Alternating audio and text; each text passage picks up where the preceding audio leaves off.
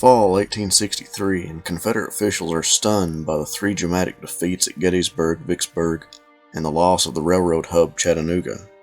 They consult amongst themselves and even the President of the Confederacy, Jefferson Davis, about what is to be done about the loss of territory, and with it vital agriculture that sustains Confederate armies with food. They come to the conclusion that the citizens of the South need to stop growing tobacco and cotton and start growing foodstuffs like corn, beans, and wheat.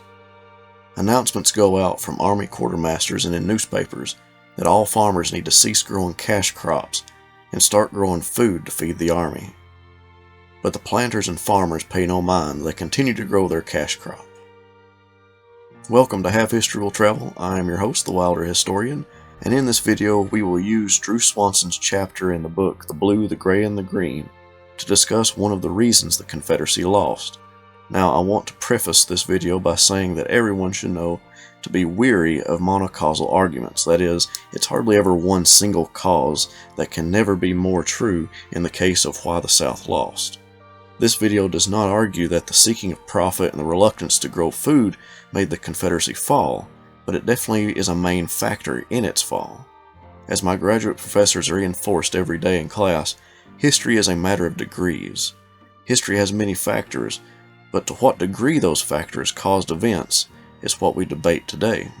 When Confederate officials sought to convince planters to grow for the country, they fixed their minds on the agriculturally prosperous region of south-central Virginia and north-central North Carolina, the area around the city of Danville, Virginia today. Prior to the war, it had taken off as one of the leading regions in the world for growing tobacco, and not just any tobacco, bright leaf tobacco. The darker kind that has been grown and cured in the Chesapeake areas of Virginia and Maryland had a stronger taste. Bright leaf had been relatively new, being grown in large amounts in the 1840s when the region around Danville came to realize that some seeds produced a lighter leaf and had a sweeter flavor to it. Add new curing techniques and this type of tobacco went into high demand all over the world. What caused the sweeter taste actually stemmed from the type of soil present in that region. The sandy soil, which had lack of nitrogen, produced a plant that contained less nicotine, and since it flourished in what was commonly thought of as bad soil, planters expanded their plantations and their slave labor force to gain substantial profit. Tobacco facilities and warehouses sprang up in Danville, Virginia, and that city became the fifth largest tobacco manufacturing center in the world. Farmers could get up to $20 per hundredweight for their tobacco crop, when the darker kind of tobacco would get about half or $10 per hundredweight. The rise of broadleaf tobacco added to the already nicotine-addicted American society. Charles Dickens, the famous author, remarked on his trip to Washington, D.C. in 1842 that in all the public places of America this filthy custom is recognized.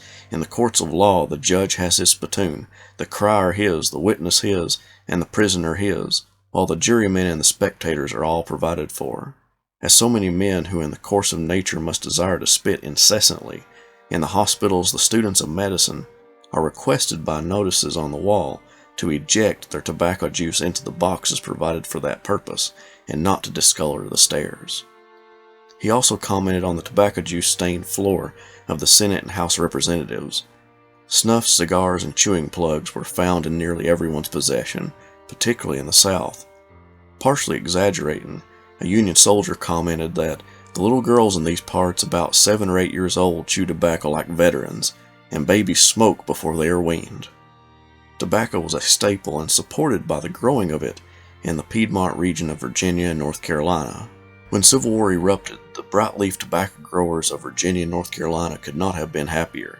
With the foreign tobacco cut off from southern ports and the greatly coveted Kentucky tobacco market no longer available to the South, those Virginians and North Carolinians held a monopoly on tobacco, and their bright leaf was in high demand.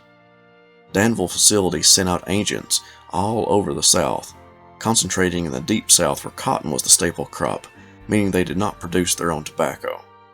Cities like New Orleans, Huntsville, and Atlanta put in huge orders for the broadleaf tobacco. So many orders came in that planters and warehouses feared that they would not have enough supply. One agent advised his employer that Atlanta consumers were less discerning than in other reaches of the South. The company might be able to use low-quality tobacco plugs and twist fillers if the wrapper is bright, but he cautioned that such a trick would not work everywhere, as buyers in cities such as Memphis demanded only good stock. By 1863, quartermasters were given permission to take 10% of all foodstuffs from farms, which did not include tobacco, and in the region where that crop was the most common, the Piedmont area of Virginia and North Carolina did not give much food to the Confederacy. Also by that time, Confederate paper money was depreciating at an alarming rate, and tobacco offered a stable form of commerce because it held its value as opposed to the South's currency. Another reason that that region refused to grow corn and wheat was because the soil needed to be nitrogen rich, something the Piedmont there lacked. They could grow foodstuffs in the lowland areas next to rivers, but the hilly terrain best made for broadleaf tobacco. Eventually, the 10% tax was not enough to satisfy the Army's needs, and soldiers began to take everything available. One farmer in that region explained, "They take everything on the plantation in the way of fruit and vegetables they can lay their hands on. I don't think by the fall I will have a potato." Inspections of corn cribs and smokehouses all through the country by officers of the quartermaster and commissary departments delegated for that purpose, and all surplus food was carried off. With troops carrying off food to eat, tobacco seemed more appealing to these farmers who could use tobacco almost like money and get the food they needed. Confederates, both Army officers and political officials, questioned those planters' patriotism for the Confederate government. To them, money looked to be more important than their country for those planters. Although it was more nuanced than that, yes, those tobacco growers did enjoy the surge in the market, but growing tobacco meant survival in such an uncertain time. An Army surgeon who used slaves to help in his hospital made the following statement: "Having failed after diligent efforts to procure slave men and women in sufficient number to meet the demands of the hospital, I respectfully suggest the expediency of authorizing the quartermaster of this post to impress the hands of planters engaged in cultivating tobacco. It would, I presume, be expedient to cripple the agricultural force of the farmers who are raising breadstuffs and other subsistence supplies, but there is a very considerable number of persons in this region who have turned a deaf ear to appeal to the patriotism and have appropriated their best hands to the production of tobacco during the present season. It would be fit and proper to make these men bear a share of the necessary burdens of the war."